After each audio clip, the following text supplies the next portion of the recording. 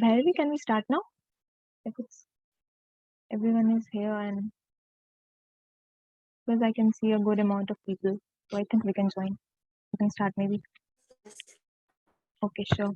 So first of all, thank you, Mani sir and Debasmit sir for allowing us to do this and agreeing to this, and everyone present here for welcoming this event with so warm welcome.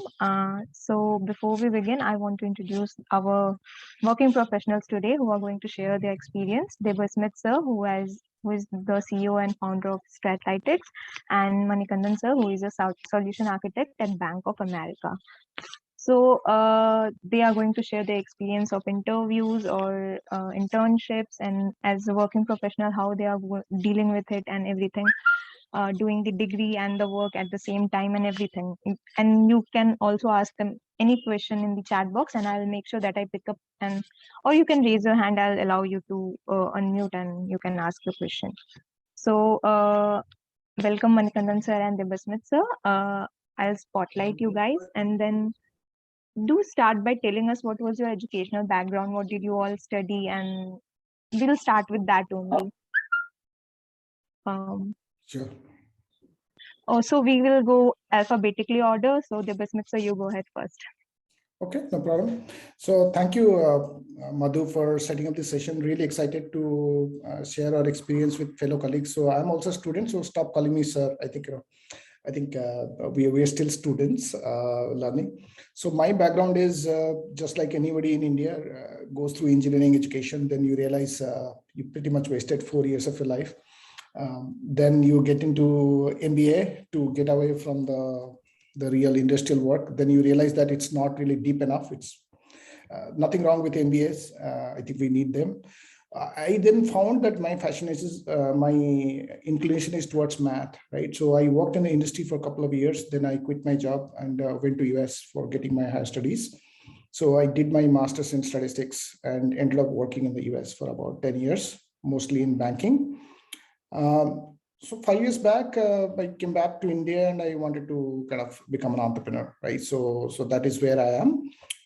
So we are running a data science consulting company. And what happens is when you study 15 years back, 20 years back, things were different, right? We learned statistics and a lot of things have evolved, particularly last few years.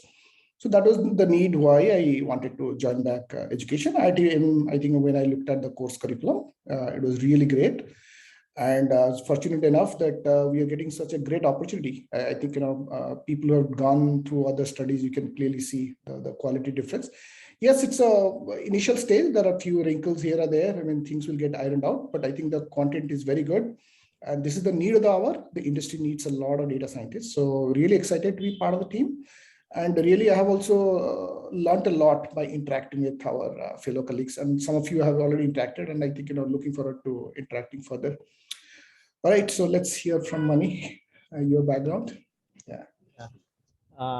Thanks, Madhu, and for having us here, as Debasmit mentioned. Well, as far as my story goes, it's a bit more mundane, not as exacting as probably Debasmit's. So I did my engineering in electronics, so that's my mainstream. Then I got into job. Well, but though I was having electronics as my mainstream, but somehow I did not relate to the subject as I would have liked to. So I was always passionate about programming and coding and the analytical thinking involved with it. So once I got into the job, I kind of hit off. I mean, it was I mean, a really good opening for me. I mean, I was able to settle in really well, and it's been almost 13 years now, and I still continue to be an individual contributor, because I mean, probably as we go down the line, we'll discuss about it. I mean, those are the two lines that you can take. They are distinctly different lines, whether you want to continue as an individual contributor or you want to get into the managerial line. So I am still an individual contributor. I don't have any reportees or anybody managing, I mean, to manage. Then once as I said, once I got into the job, I was feeling very much at home, because I was really liking what I did. So the best part of it is, if you are liking what you do, you kind of try to increase the envelope and see how whether you can extend that liking to various other channels as well or not. I mean, that's what I've always tried to do, in the sense that I've always wanted to see how I can use my coding or programming skills to, either ease off or, better my day-to-day routine. So that's always been, one of my uh, one of my areas of, work. And, to give you some examples, probably there was a, as Debasmit said, right? I mean, it's not as easy to get stuff available from internet as it is nowadays. So, back in those days, even when you want to watch a movie, especially, I'm really fond of world cinema. So, the one thing that is, a big hurdle is the language, right? So you have to have subtitles, but the problem is you don't have subtitles and videos in sync always, right? So for that, but yeah, that problem is always there. So, what I used to do was, I used to I had written a piece of code which was probably one of my most initial pieces of work. I had written a code to kind of, negate a bit of offset with the video and audio in, syncing issues, right? So and I've always, worked on those lines, continue to see, how as a programmer or as a coder we can use that thing to better our lives or make our lives easier, right? So yeah, we will kind of continue discussing in those lines. And then as this course came along, right, we had a premier institute like IITM offering this kind of a course in machine learning and data science related subjects. I think it's a great medium of democratizing the environment for study to everybody. So because, if it's a physical infrastructure, you of course can only accommodate x number of people. But with the virtual thing being there, you can accommodate, as many people as you want, as long as, they are able to prove their worth and, qualify for the program. So it's a great initiative. It has tremendous potential, and hopefully, it becomes a success, as it is. I mean, it's able to realize its potential. So that is pretty much about me. So you said like you were electronics student. How was the shift from electronics to coding and being There an was IT professional for 14 years now almost? there was no shift. There was no shift. I mean, No I was shift. just a student of electronics on paper. I was.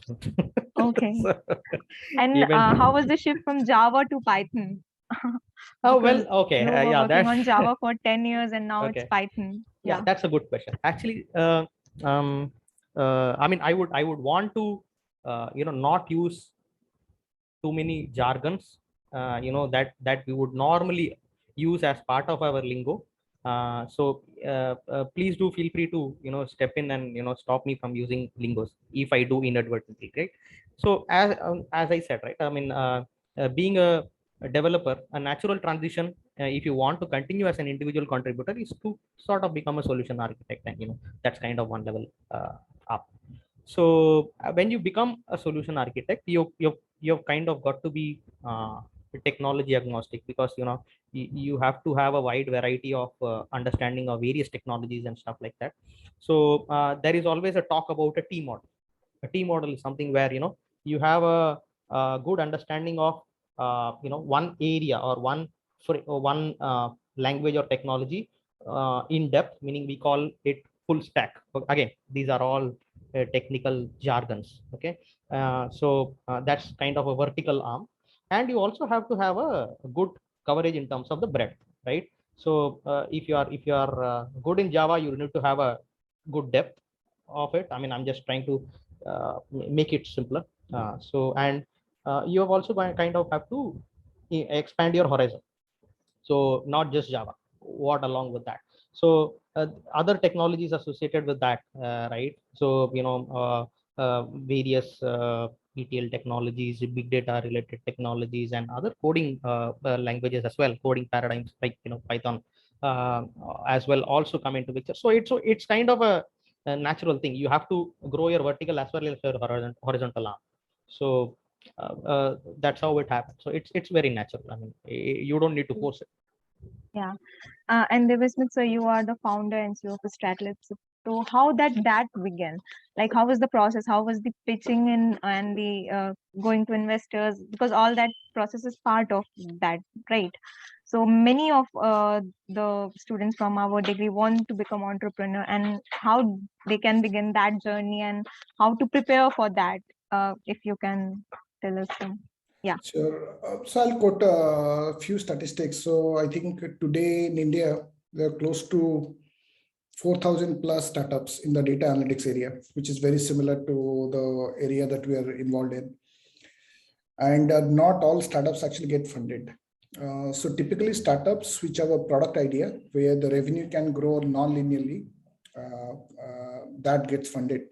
And if you notice, most of the sectors like EdTech or there is only usually one leader, right? So everybody talks about the startups that get funded. Funding is also a very crowded place. They usually, sometimes you just have to be lucky to be the first one in that space, right? When you are the third or the fourth player in a particular vertical, I think the space is already crowded and the winners have been picked, right? So if you're running a startup, yeah, if you have a great idea and it has some unique value proposition, there are not a lot of existing players, then you will get funded. Otherwise, you'll have to carve out your own niche and cater to that niche, right? So you have to decide whether you want to go through the funding route, because funding also comes with a lot of attachments, because the investors also expect a lot of returns after a few years, right? So that means you have to grow your revenue manifold. And to build a successful team or a company, it takes a lot of things, a lot of factors have to come into play, right? So we, in our country, we only celebrate all the good cases. I can tell you, we are all students of statistics. 90% of the startups actually fail in the first 4 years, right? That doesn't mean that it should be a discouraging factor for people who want to be entrepreneur. What we want all of us to be very realistic, do your homework very well, and really, have your own strength and back your strength, right? So that is where, in the long run, that perseverance will play off. And also you need to manage your finances and team very well, right? So for me, it was very clear because I came with a lot of experience. So I knew the domain pretty well. To add to what Mani said is because we're talking about students, data science, not everybody is going to be entrepreneur, right? We are going to be professionals for sure in the field of data science. Roughly the organizations where you'll be applying for internship or jobs eventually when you graduate, they're going to look for basically three things. They want, Mani talked about full stack, right? Full stack meaning person who can, do, let's call him an all-rounder, right? Who can bat, who can bowl, who can keep, right? That's basically what we call as full stack. Typically, you can define as Venn diagrams. We all learned in Venn diagrams in statistics 2 or statistics 1, right? So if you want to be a very good, successful data scientist, let's say 5 years down the line, right? You need to be strong in particular domain meaning some industry. Is it retail? Is it financial services? Is it going to be whatever, right? A supply chain, right? You have to pick your theme, right? Second is about data science, core of data science, which is about models, algorithms, statistics, machine learning, deep learning, right? So that's all about technology and all that. And the third aspect, which is often neglected, is actually storytelling or ability to tell your story through the data, right? That's very important in consulting when you are presenting your work to your colleagues, both internally or externally. It is very important, right? That comes with experience. And some people are naturally good storytellers. Some you have to pick up as you go, right? So in that matter, that English 1 and English 2, a lot of people are complaining why we have English 1 and English 2. Believe me, that is probably the best course you can get, right? So I think some people will be strong in one of these boxes. Everybody is unique. While in IIT Madras, we are focusing on one of the boxes. Once you get a job, you'll get experience of the industry. And over time, you'll basically become an expert, right? Only my request to you is be patient. Think of data science as a field where you need at least 5 years of investment to be good. Right? Because what happens is when you join a job, we start comparing ourselves with our fellow peers. And if they're getting promoted, or don't think about money or salary, as long as you're happy with the work you do, then you'll be successful. And you invest in yourself, right? Keep learning. If you are thinking by graduating from IIT Madras diploma or a degree after 3 years, the journey just starts, right? Because I think we would probably know 5 to 10% of what is needed. So you'll still find there are gaps, and you have to go back and revisit. And so essentially have a learning mindset. So which will keep you up to date on latest trends, attend all the workshops. A lot of these things you have to also do as a working professional, right? I know you asked me about a entrepreneurship question, but my point is, yeah, be an entrepreneur. If you want to be an entrepreneur, please, reach out to me. I can definitely give you guidance. But I think by and large, 90% of the people will probably end up going to the industry. So I wanted to make sure that, if you're a brave heart, be an entrepreneur, take chance. Otherwise, gain some experience, learn about the domain a little bit, because even if you want to go and pitch to your entrepreneur, to your investor community, they would also like some amount of experience also will put you in a good spot, right? Don't be in a rush. I think, the time is on your side. You'll be successful no matter what, right? Yeah, thanks. Great. Yeah. So both of you have given interviews at one time. You also said you worked before you became a founder, right? And Manikandan sir, you also must have given interview for the job you are doing, right? So how was the interview phase? How to ace interviews? Maybe you can give some tips, or like how was your personal experience? You can share maybe. Well, okay. For the cases of interviews, right? I mean, what I would say is, first thing is, don't go too much by the online content and all which is available, okay? Because that kind of stereotypes it too much, and tries to bracket it into a template, to a degree which is not at all fair, okay? Because I mean, just see it as a conversation between two people, where uh, one is trying to assess you, and you are trying to make sense in the topics in which you are being assessed. That's it. So uh, uh, these things like knowing your subjects, and all those things obviously matter, because at the end of the day, you really can't, uh, fare well without knowing what you are going to do. And interviews will be different for various phases, in the sense that, as I mentioned, right, you start off with being a developer or an engineer or something of that sort. Then you gradually develop to be a senior developer, and then become a tech lead, and then, say for example, you kind of transition into being an architect and all that. So things will be different, but ultimately at the end of the day, I mean, if you're aware of what you're talking about, you will do good. And as far as experiences go, I think experiences are going to be very individualistic, in the sense that I'll have so many stories to share, which would be absolutely ridiculous, even in interviews, okay? So, but probably that we can discuss over a tea time or something. Not This forum is not the right place. But yeah, apart from that, if you are aware of your subject, have a good hold, I think you should be in good stead. And don't try to stereotype it too much. Don't go by the online content, as to this is the way you need to approach it, or that. I mean, that kind of makes you lose your individuality, and that's something that is very important. So don't lose that knack. Yeah, I've worked in 3 or 4 places. I've done 3 or 4 interviews in my life. Generally, maybe relevant for all of you is first job, right? Most of you are probably going to get your first job. Some are working professionals. Maybe you'll look for a switch in career after this course. Generally, if you are in 1 to 3 years of experience or less than 3 years, nobody expects you to know in and out of anything, right? Just be authentic. Whatever subject you have studied, make sure you know it very well. You may know 10 things well, and just highlight that, right? Any kind of projects you have done, make sure that you are able to answer any questions related to that, because when you are going to the interview, they are just looking at your resume, right? So they're going to look at what are the courses you have done, and then what are the projects or internship you have done. Make sure that you are thorough on them, and anything that you don't know, if you don't know, just say you don't know. I think that's a good way to be honest about it. Be authentic and be honest. it is okay not to answer all the questions, right? As an entry-level person, you are not expected to know all the questions, right? All the interview person is trying to do is trying to gauge how much of depth you have, right? It's not possible for any single human being to know everything, even if you have worked in a field for 10 years, right? So that's the only pointer I would give. Madhu, I think we have got I have a follow-up question on that. Yeah, go ahead. Regarding projects, even the JDs that we did receive for internships now seem to require a lot of things outside of curriculum as well.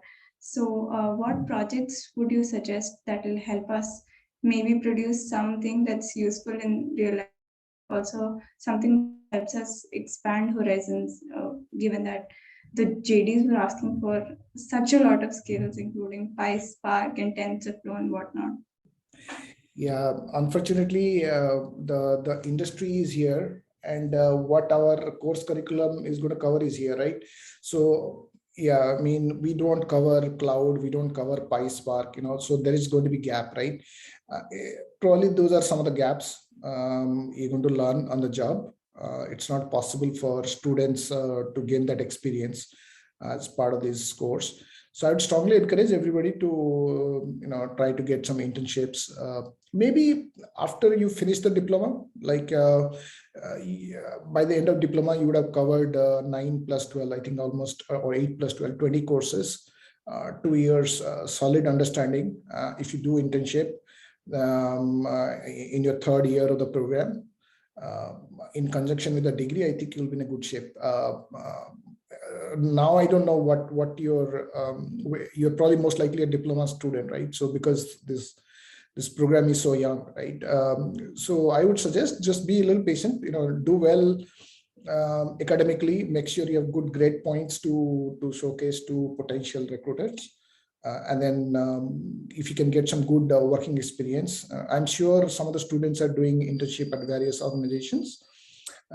If you get, great. If not, that's also fine. I don't think, honestly, recruiters don't take it that seriously, because everybody knows that they're hiring bright students from IIT Madras program. If somebody has good internship experience, great. If not, that's also fine. I think all of you who has covered up to diploma or degree level is really good enough, right? So I don't think you should worry too much about these projects and internship. Just make sure you know the subject matter very well, right?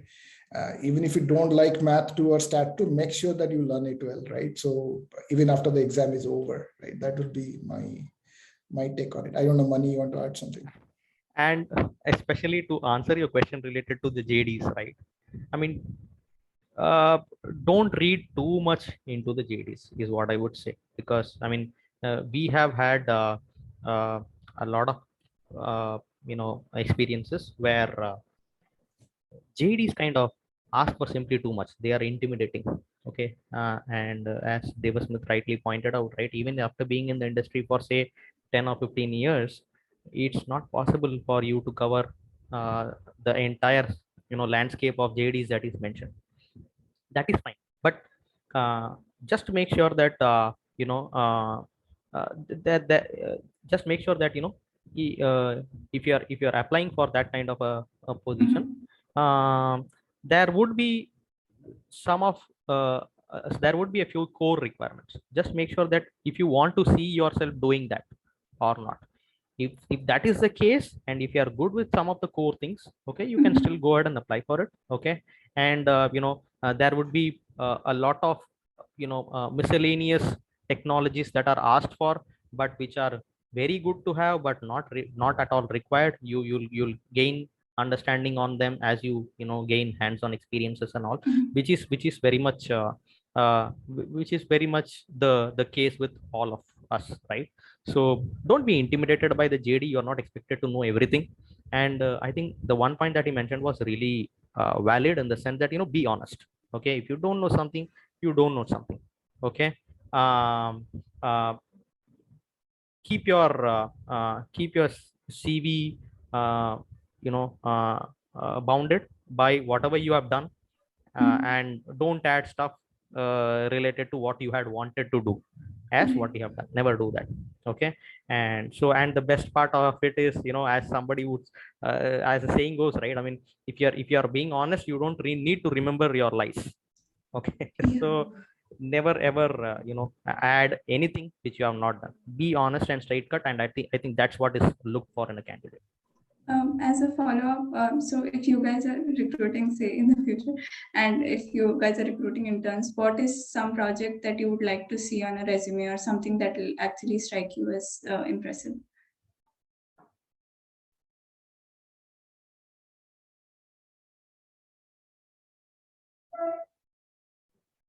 Okay, I was not able to unmute myself. So see, it kind of depends. I mean, there is no generic answer to it again. See, I understand where you're coming from, right? But there is no generic answers for these kind of uh, you know uh, uh, thought processes, because what you're looking for is very different. It depends on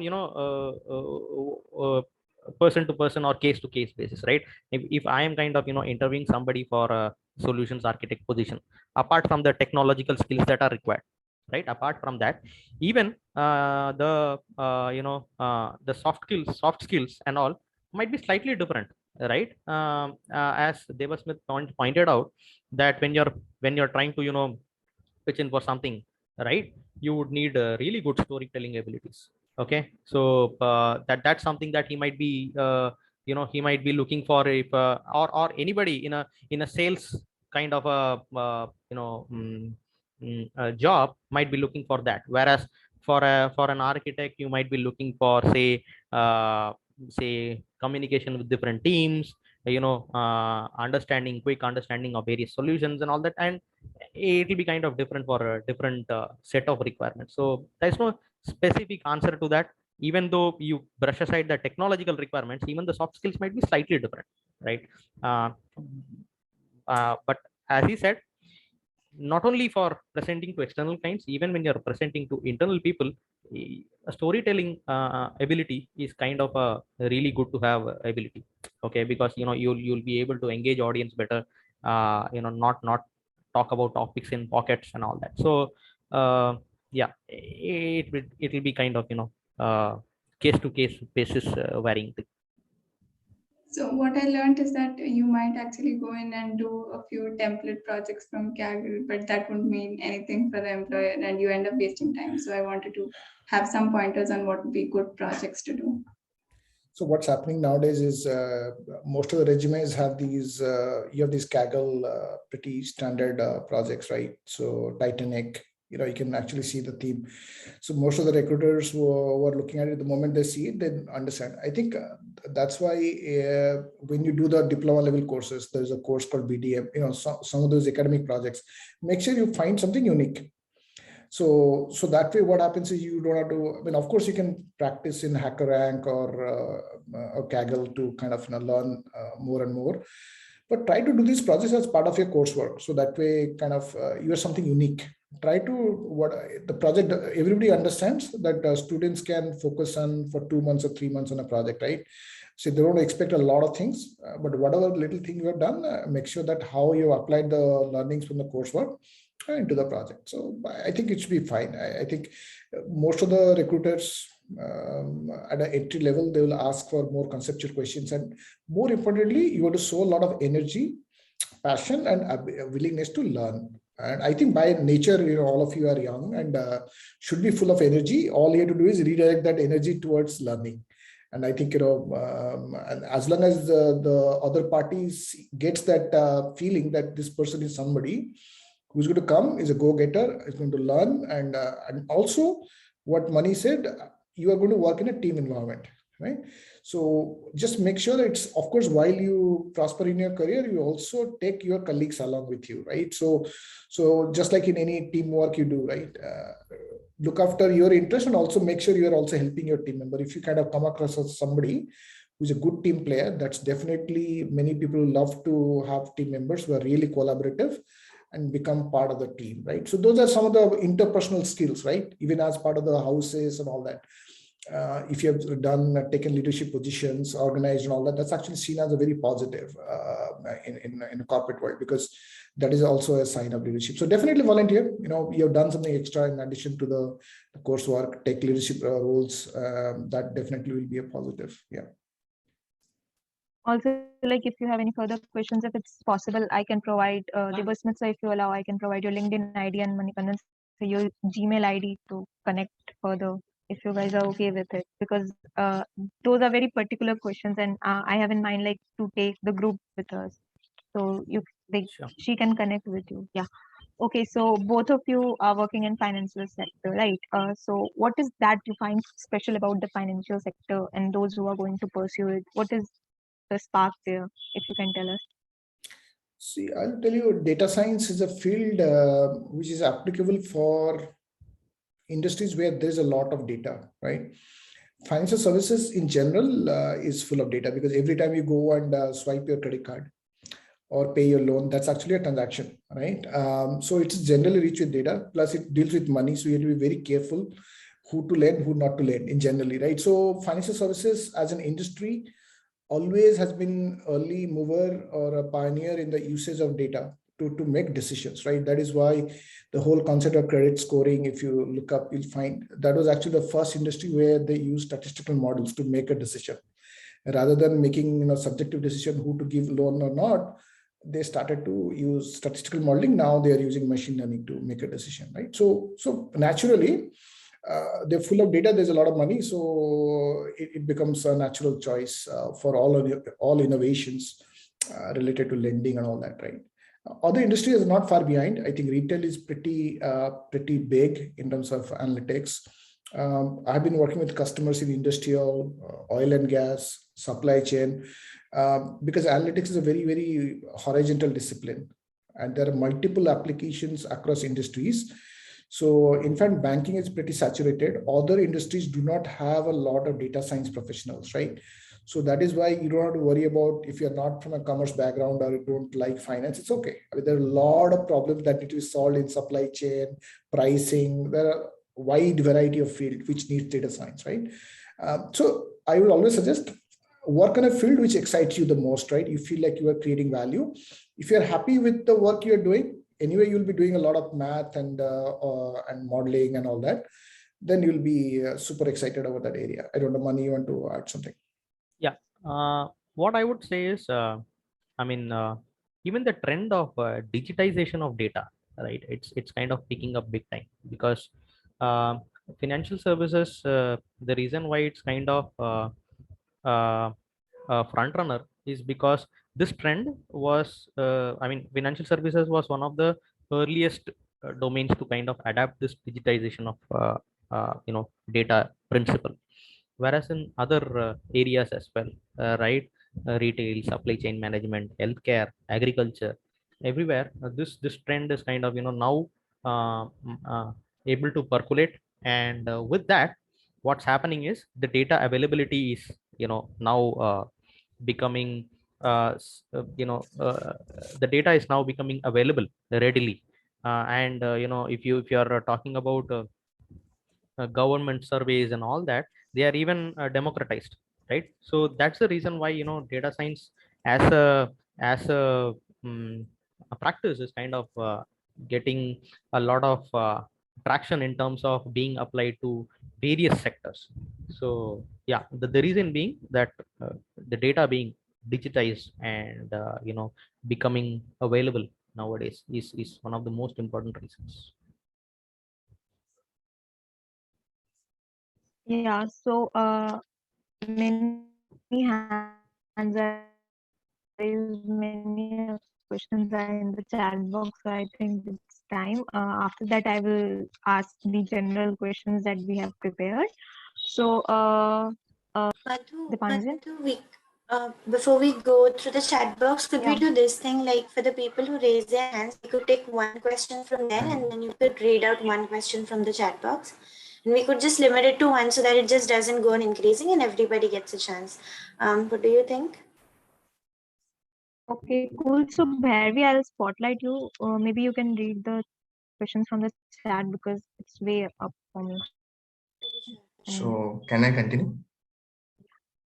Yeah, you can ask your question after. Yeah, We'll take one question from the chat. Okay. Good evening, sir. Sir, as you mentioned right now, that 90% of startups fail in India. And one of the major reason is the lack of product market fit. So what suggestion will you give to budding entrepreneurs regarding the data analytics and the perfect use of it so that we avoid mistakes?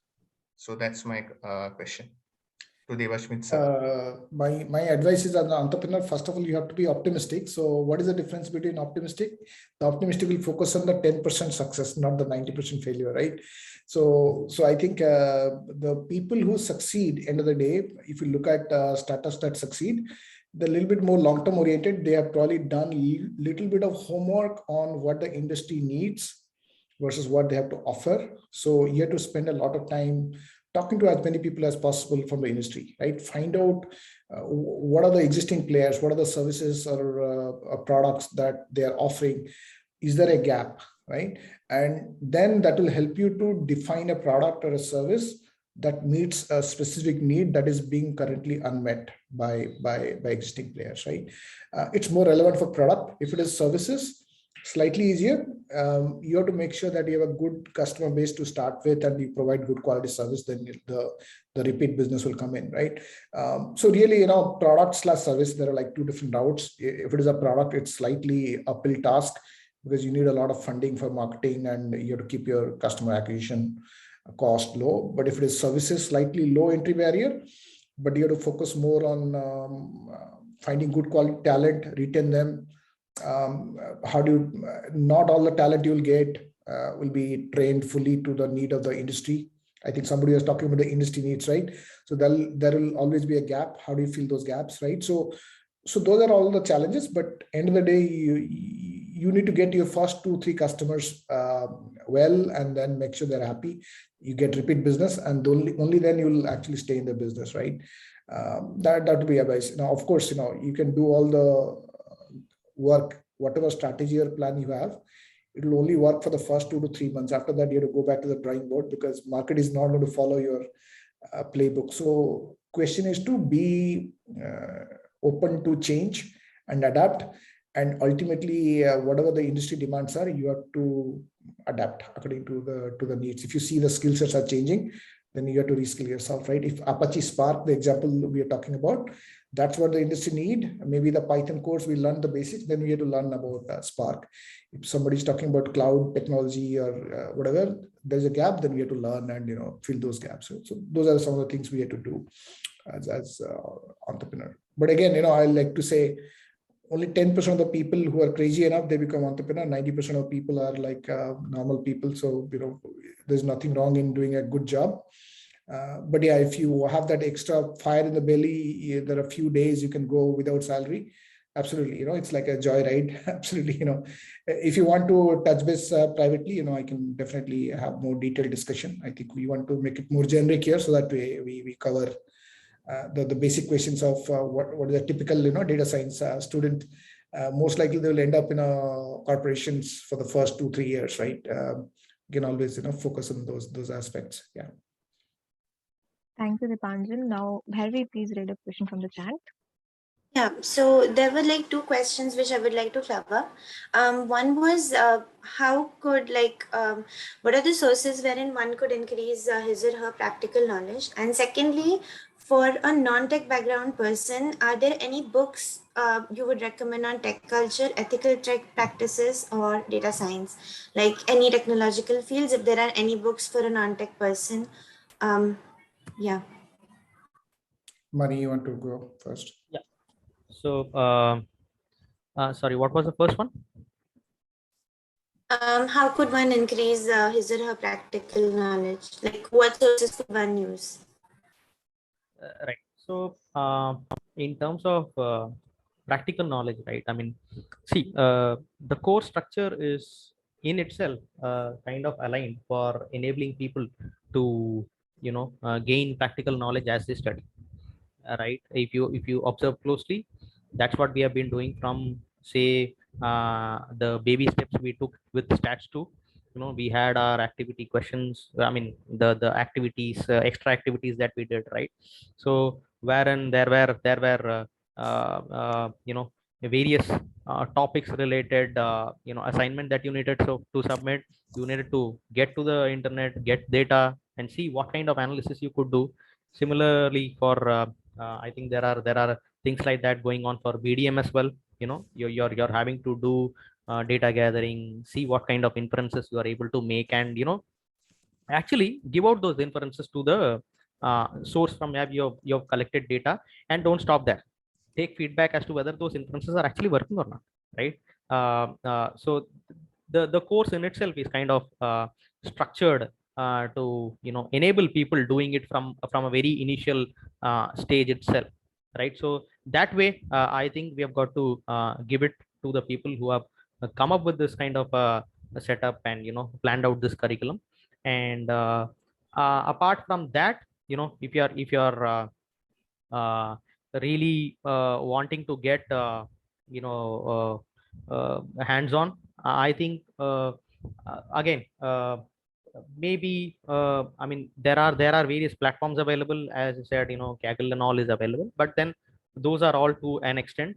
Once you get your domain right, okay, once your domain interests you, I think then you start digging into it deeper to kind of get additional insights. Because as they say, right, I mean, if you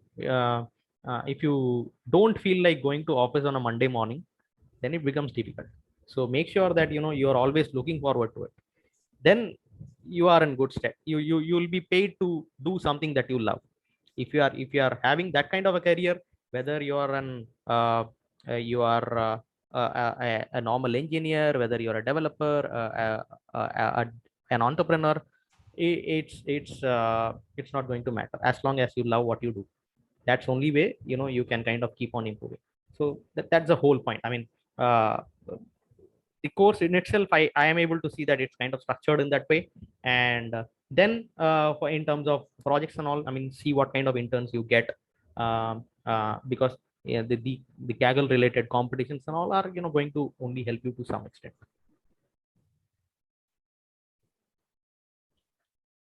Thank you so much, sir.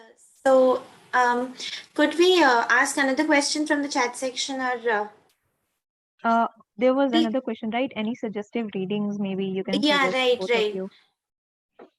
For think, non-tech person to get into the tech field, maybe. Yeah. I think Yeah. So any any non-tech easy suggestive reading? I think let's not worry too much about books. I think if you're talking about knowledge, practical knowledge, you get practical knowledge through coursework. I mean, through practical training. As a student, of course, if you don't get internship, that's fine. There are a lot of workshops that gets organized by IIT Madras. Just keep a close watch on them. Recently, I attended a workshop called AI for Social Good, right? We had a chance to meet with a lot of practitioners. I learned a lot about what is going on in the healthcare industry, what's going on in cryptography, all that. So sometimes you can get exposure to different world, different applications if you attend such workshops, right? IIT Madras is a good platform, right? Just keep close watch on these announcements and participate if your schedule allows to attend those events. Definitely attend, right? That's the only way to keep up, to learn something outside your coursework, right?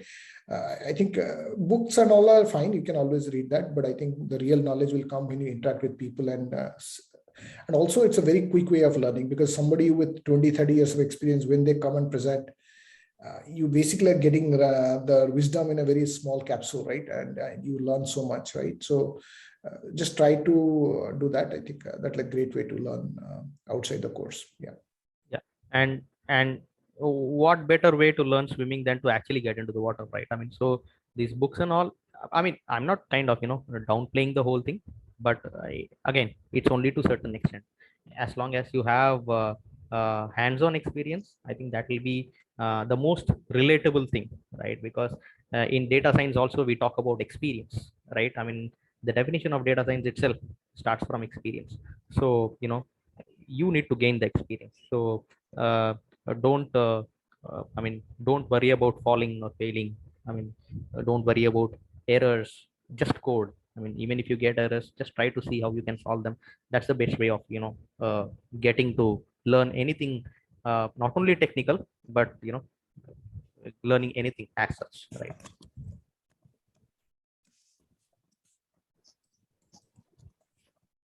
Thank you, Okay, sir. so So, huh. yeah, Barry, we are going to take another question from that, right? Yeah, we'll take someone who has raised their hand. Okay, does that work? Okay. Also, Yeah, before yeah, that, I would just like to tell everyone some questions in the chat section are very specific to what the person is currently doing. For such questions, we would request you to get connected with our honorable guests on their LinkedIn or, talk with them personally. We'll be taking up questions which are common for everyone so that we get a lot of things cleared. I hope all of you don't mind. Okay. So we'll take someone who has raised their hand. Um, there's S. Thayamal. So we'll start with S. Thayamal because I can see their hand raised Yes. first. So only Yes. one request. Good If evening. you're asking a question, you have to keep your video on. Otherwise, your put it video's chat. on. Yes, yes, please. Actually, sorry, sir. Actually, it is not possible. I am in outside, so don't mistaken me. Okay, No fine, problem. fine, fine. No Alright. problem. We also want to see what is the atmosphere you are enjoying. Anyway, I'm just pulling your leg. Ask your question. Yeah.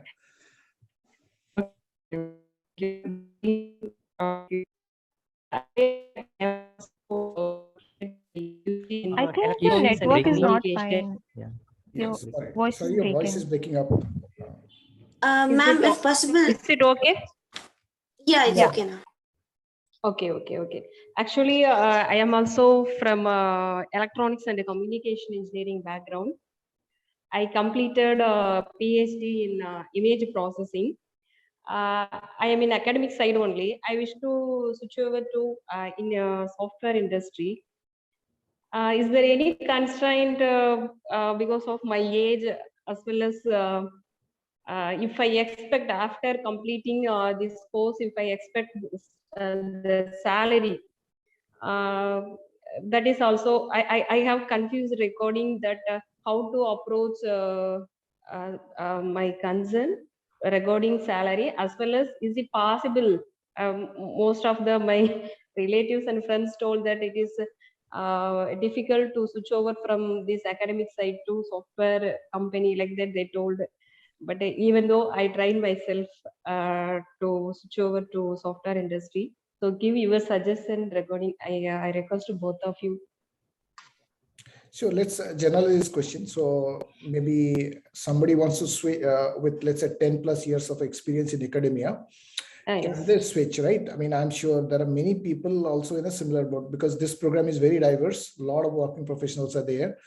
I think let's realize the world is changing, right? So, I mean, the online degree program itself, they opened up to everybody, right? Previously, in a good old days, it would be only open to students in the age group of 18 to 21. I think similarly, a lot of companies also need people with experience. A lot of experience comes with a lot of good EQ. I'm sure you have that, right? Which you gather over experience, right? Let's not discount experience, right? Age is also a good thing, right? I mean, I think by that time, people of my age would have retired by now, right? But I'm actually studying, so that tells me that the country is also changing for better. So let's stay positive. I think the companies definitely need people with good experience to come and contribute. If you want to switch sectors, yes, absolutely. I think academics is a good field because I think we need good educators. But if you think you're going to contribute more to coming to the business side, absolutely, I think people would have no qualms about it. And salary and all that is always a conversation between you and the employer. It's a market of forces that determines, as you learn, probably you learn in future courses, it's a supply and demand.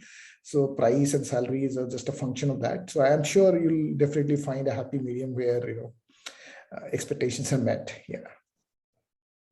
It's just as you rightly mentioned, right? I mean, if you're wanting to take a jump and salary is just one of the factors. I mean, if you're willing to spend time, sweat it out for it, and then go ahead and take the jump, it means that you really want to do it, right? Now, whether the salary is getting matched to what you are doing right now, and all those things are very specific and very individualistic kind of a thing. But I mean, if you're wanting to do it, I mean, go ahead and do it. But I mean, again, respecting your constraints, right? But in terms of age and all, I don't think there is anything that is going to stop. So how's the shift between in the IT profession? You are a full stack developer now. You're studying data science course. So how's the transfer between the same profession, IT profession? Uh, well, uh, I mean, see, when you're talking about being a developer or an architect and then studying data science, I think, see, we all work with data, right? And ultimately, if you're a developer, you need to work with data. If you're an architect, you need to work with data. And data science, as I said, is kind of a horizontal practice nowadays, where it's kind of applicable to any and every domain that you're working on, right? So this is kind of an enabler to what you're actually doing right now, right? And that's why we also say that, data science is not a domain actually. Okay, it's about how you are able to apply that to your domain. So pick the domain of your liking, and then go ahead with, seeing actually what you can do with data science as a tool set in your domain. So I mean, that's where the whole thing is kind of, there right now. So I would say, uh, for me, it's quite natural, right? Because I am a tech related person for more than a decade and a half now. Okay, so I have had my hairs go gray doing coding, doing architecting and stuff like that. So it's kind of natural for me. But if there is somebody else who's kind of from a non-tech background, right, they would have some initial level of challenges in terms of understanding the coding constructs and the programming paradigm and stuff like that. But those are something that they have to overcome, which is a natural thing to have when you are learning anything new, right? So that's applicable for anything and everything that you're going to learn fresh. So for me, it's been a natural kind of a transition. I mean, it's kind of an enabler. I mean, even people from healthcare domain, I mean, there is all the reasons for them to, go ahead and, see what they can do with machine learning and data science. See how they can apply to, their industry, and what outcomes they are able to gather from it. So this is more of a practice, and it's kind of applicable to every single domain. Thank you, sir. So there's another question that we have here. Someone from CS, the person who has this question is from computer science background, and uh, the person says, I've learned in this field is optimization is the most important part of programming, whatever it comes, whether it comes to data science, blockchain, or software engineering. Do you believe optimization is also the main aspect when it comes to entrepreneurship? Maybe slight clarification. When you say optimization, mean optimizing time versus effort. What do you mean by, maybe we want a little bit of clarification, or is it optimization as a like an algorithm? I mean, and if the person is there, maybe just speak up. That will be great. Yeah. I guess the person is there. Just Yeah. Would you mind unmuting and? Yeah, I guess this question was asked by Umang. If you are there here, would you please unmute and clear your question?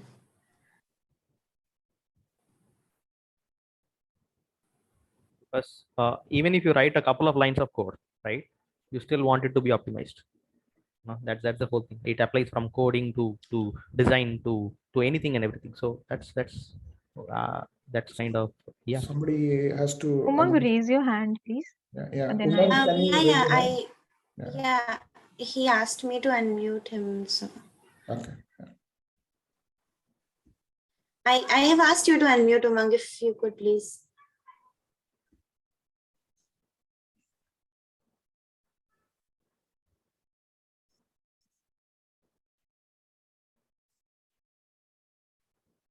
Okay. All right. I think that's fine. Okay, so let's move on to the next question then. Yeah. Okay, Tejas, are you there? Please ask some generic questions, not specific questions. We will provide their LinkedIn IDs and Gmail. You can contact them further if you want. Sorry, he needs to unmute.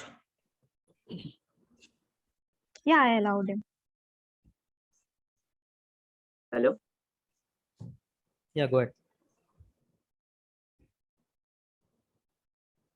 No, you're muted again. Sorry. Actually, I have already started a startup. Actually, I have only taken 2 subjects for this foundational course. So actually, my business model is that I want to integrate blockchain in agriculture. Actually, there are lots of companies doing the same, but I have a different business model. So what would you suggest, sir? Actually, before getting into this course, sorry for the disturbance. Actually, I'm outside.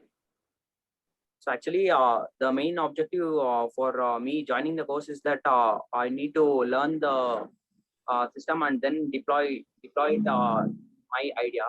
So actually, in this regard, I'm a technology enthusiast. Now I'm thinking of that.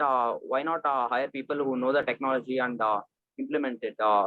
Like I would like to know any suggestions. Like should I complete the course and then pursue it, or actually I have already started.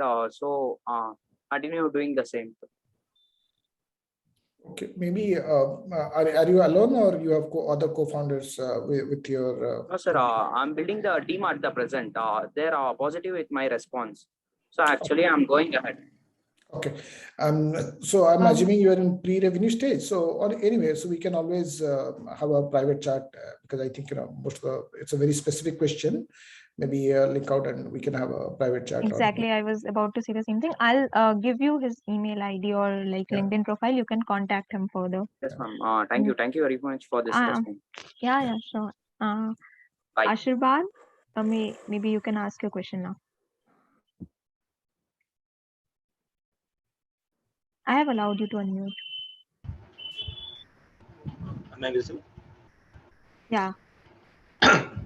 So, good evening, Debasmit. So, I am a fellow student of your college, CET. So, you passed out in 94, but you passed out from mechanical. So, that's not related to CS and IT, but you came to this field, which is totally different. So, do you think that I am from civil? So, what are the chances and the opportunity? Like, what difficulties you faced when you made the transition? Or will there be some bias who are not from IT or CS for them to join this field? Not really. I think data science is a very multidisciplinary field because like Mani was talking about, it's a horizontal function, right? You will see the application of data science in many industries. Like if you're working as a data scientist in building and construction industry, you'll be like a sought after person, right? Somebody who understands the structural soundness of a building plus can use the data. So that is what I always say, right? So there is no background called a bad background, good background, right? Because our country produces so little computer scientists, right? Not anybody, you cannot get so many computer scientists. In fact, to drive a car, you don't need to manufacture the engine also, right? The world needs all kind of people, right? So similarly, data science also needs people from various backgrounds. In fact, it's the diversity that makes the field a lot more enriching, right? So I would always suggest that if you are not from computer science background, I don't think there's any disadvantage. The only thing is when you are studying data science, definitely go deep into the subject, understand ultimately data is being stored as matrices. And it's ultimately going to apply linear algebra and everything that is being taught to us, right? Whether you are a computer scientist or not, everybody is going to follow the same approach, right? In fact, it's a great level playing field. The certain basics, of course, person from computer science background, they'll be naturally very good at coding and understanding algorithms. So yeah, definitely, no doubt about it. But if you're not from that, that's fine. That's all right. You can still be. Even I can see a lot of successful data scientists are from non-computer science background, right? So, because like I told you, storytelling ability has nothing to do with your computer science background, right? Or how do you get along with people? It has nothing to do with your discipline. You as a fellow human being, right? How do you interact with other people, right? all those skills are important to be successful in life, right? So if you're a civil engineer working on a project, you need great interpersonal skills to make the project on time, right? Computer scientists or people like us will fail, right? So let's not worry too much about our background. Data science is a very multidisciplinary field.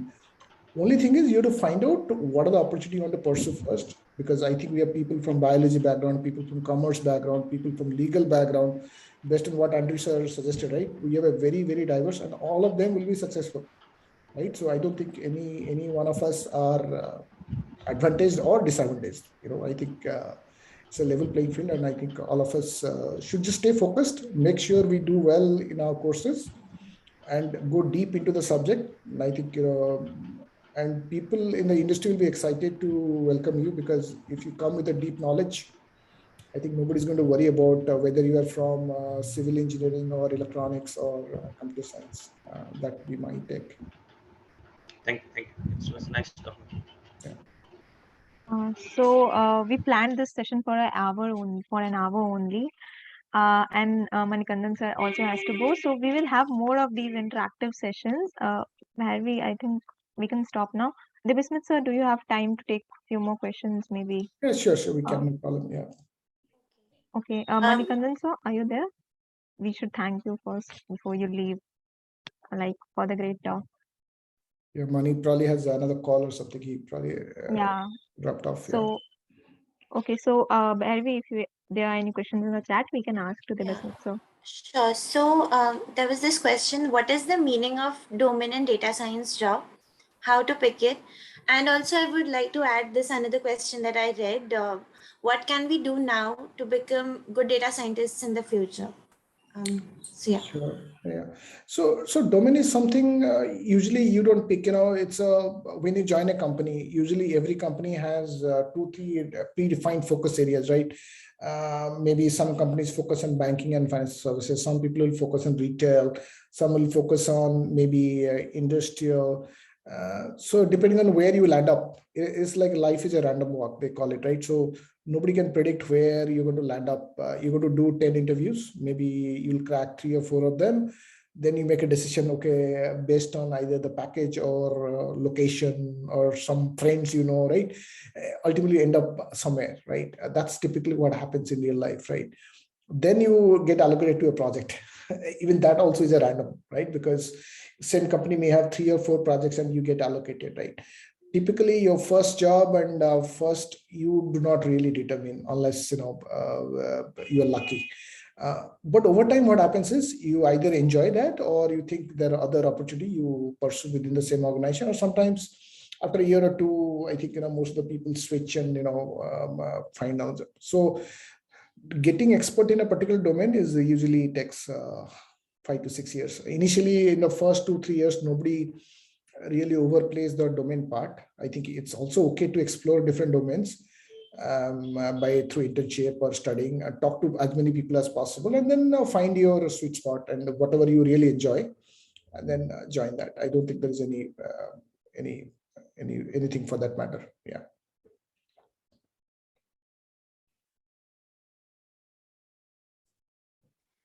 Thank you so much, sir. Next up, we'll take Trivikram.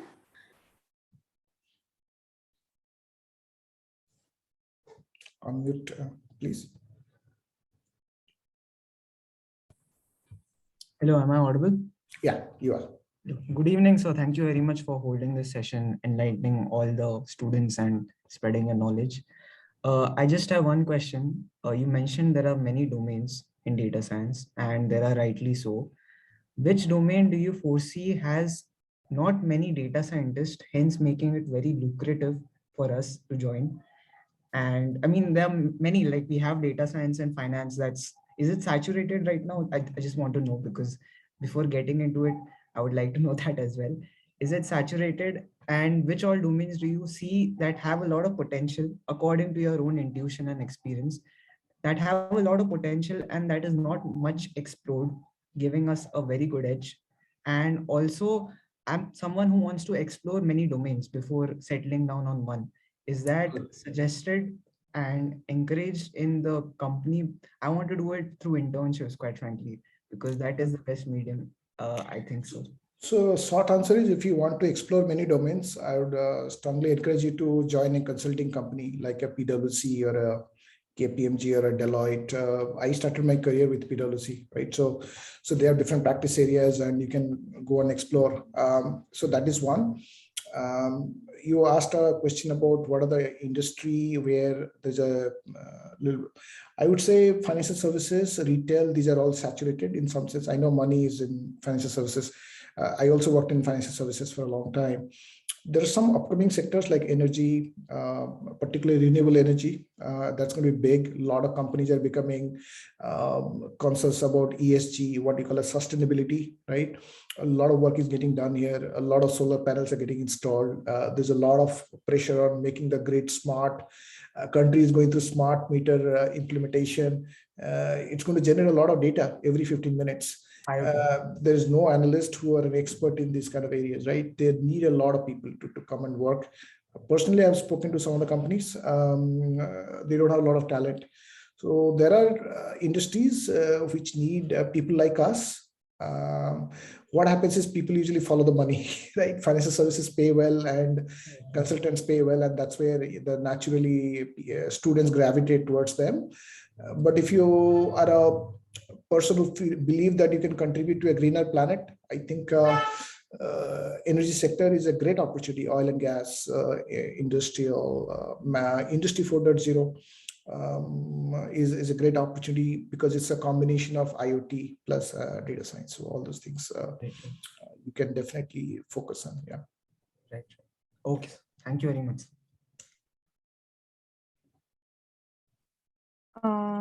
So we don't have any hands raised, and I don't think we have any specific questions from the chat, right, Bharvi? Yeah, I think all of them are quite specific to people. So if Debasmit is all right, you could connect with him on his LinkedIn. So I guess we could end the I'll session. put up his LinkedIn account in the chat, and you can connect with him. If any of you has any problem in getting in touch from here, you could also DM us on our house's Instagram page. We could give you their provide you there. Yeah, sure. We'll help you out. Okay, so Manikandan sir is not here, I'm hoping. So it's okay. Thank you so much, Debasmit sir and Manikandan sir, for saying yes to this. I see a lot of questions and a lot of people here. Thank you so much again. And guys, we will have more sessions with different professionals. It's not the end of this series. We will call out more professionals and from different parts of the working areas. So please stay connected and we'll let you know through your mails. Thank you so much, Debasmit sir. I hope you enjoyed. Any feedback about the session or like specifically about the BSc degree as a whole? Yeah, no, it's great. Great to interact with fellow colleagues. And I think obviously as we advance to the program, we'll have a lot of these questions. It's great to organize such events. Obviously, I'll look forward to participating as an attendee in future events. Good luck, everybody. I think, the exams are going to start soon. So good luck and best wishes. Good to be part of this program.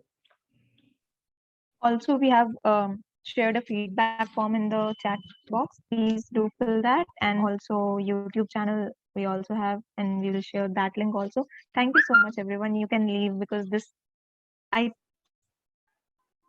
think Akshay sir is not here.